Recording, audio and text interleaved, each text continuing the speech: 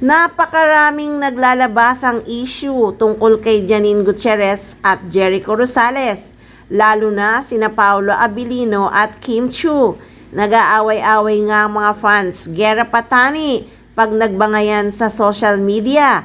At kahit hindi nagpapakilig ang Econin, sobrang trending ang Lavender Fields. Grabe, #1 sa Netflix. Bongga talaga. Kahit walang promo-promo at pakilig-kilig, trending. So about issue, marami ang nagsasabing promo nga lang ang Econin. Kagaya rin ng Kim Pao na sobrang fake news ang naglalabasan. Halos wala man lang atang totoo.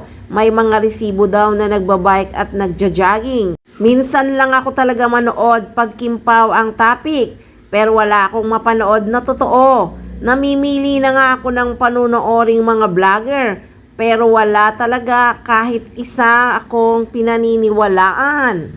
So speaking nga sa Econin, na nalilink ngayon sa isa't isa, pero ang mga fans ng Paunin hindi sumusuko. May fans pa nga na nagsabi na hindi daw siya bibitaw sa Paunin. Wait lang daw niyang matapos ang mga project ni Janine at Paolo.